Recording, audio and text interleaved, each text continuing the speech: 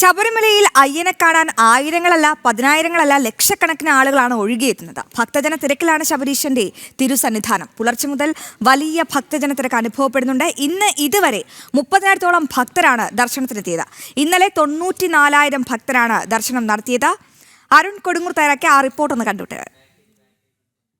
ശബരിമലയിൽ ഭക്തജന തിരക്ക് അങ്ങനെ തുടരുകയാണ്. എന്തായാലും വരും ദിവസങ്ങളിലും ഈ തിരക്ക് തുടരാനുള്ള ഒരു സാധ്യത തന്നെയാണ് നിലവിലുള്ളത്. എന്തായാലും ഇന്നലെ 95,000-ഓളം ഭക്തരാണ് ഭഗവാനെ ദർശിക്കാൻ ഈ തിരുസന്നിധിയിലേക്ക് എത്തിയത്. ഇന്ന് ഇതുവരെ മാത്രം 30,000-ലധികം ഭക്തരാണ് ഇവിടേക്ക് സന്നിധാനത്തേക്ക് എത്തിക്കൊണ്ടിരിക്കുന്നത്. എന്തായാലും ഇടവിട്ട് മഴ പെയ്യുന്നുണ്ട്. മഴ പെയ്യുന്നത് തീർത്ഥാടകരെ സംബന്ധിച്ചോളം ഒരു വലിയ പ്രതിസന്ധി തന്നെയാണ്. പ്രത്യേകിച്ച് ഈ വിരിവെക്കാനടക്കമുള്ള സൗകര്യങ്ങളില്ലാത്തത് ഒരു അപര്യാപ്തത തന്നെയായി എടുത്തു പറയേണ്ടതുണ്ട്. അത് നമ്മൾ ഈ മണ്ഡലകാലത്തിൻ്റെ തുടക്കത്തിൽ മുതൽ തന്നെ പറഞ്ഞതാണ്. എന്തായാലും ഈ നടപ്പന്തലിലടക്കം വലിയ രീതിയിലുള്ള തിരക്കുണ്ട്. എന്തായാലും ഫ്ലൈ ഓവറിൻ്റെ ദൃശ്യങ്ങളാണ് ഈ കാണുന്നത്. എന്തായാലും വലിയ രീതിയിലുള്ള ഒരു തിരക്ക് ഇന്ന് പുലർച്ചെ മുതൽ അനുഭവപ്പെടുന്നു. ഇന്നും 90,000-ഓളം ഭക്തർ സന്നിധാനത്തേക്ക് എത്തുമെന്നാണ് കണക്ക് കൂട്ടുന്നത്. എന്തായാലും 12 വിളക്ക് കഴിഞ്ഞിരിക്കുകയാണ്. ഇനി മലയാളികളായിട്ടുള്ള തീർത്ഥാടകരുടെ എണ്ണത്തിൽ ഗണ്യമായ ഒരു വർധനയുണ്ടാകും. അതോടൊപ്പം തന്നെ ഈ സ്പോട്ട് ബുക്കിംഗ് 5,000-ആയി തന്നെ നിജപ്പെടുത്തിക്കൊണ്ട് മുന്നോട്ട് പോകാനാണ് ഈ സർക്കാരും പോലീസും ഒക്കെ തന്നെ തീരുമാനിച്ചിരിക്കുന്നത്. കാരണം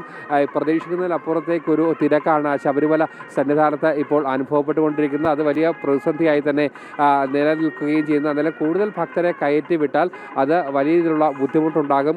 തുടക്കത്തിലുണ്ടായ പ്രശ്നങ്ങൾ പോലെ പ്രതിസന്ധികൾ പോലെ ഈ തിരക്ക് നിയന്ത്രണം അത് പാളുന്ന ഒരു സാഹചര്യത്തിലേക്കൊക്കെ ഉണ്ടാകും. അതുകൊണ്ട് തന്നെ തിരക്ക് പൂർണ്ണമായും നിയന്ത്രിച്ചുകൊണ്ട് മുന്നോട്ട് പോകണമെന്നുള്ള ഒരു നിർദ്ദേശം തന്നെയാണ് ഹൈക്കോടതി മുന്നോട്ട് വെച്ചിരിക്കുന്നത്. എന്തായാലും വരും മണിക്കൂറുകളിലും ഈ തിരക്ക് തുടരാനുള്ള സാധ്യത തന്നെയാണുള്ളത്. എന്തായാലും മലയാളികളായിട്ടുള്ള തീർത്ഥാടകരുടെ എണ്ണം ഈ 12 വിളക്കിന് ശേഷം വർദ്ധിക്കാനുള്ള ഒരു സാധ്യതയാണ് നിലവിലുള്ളത്.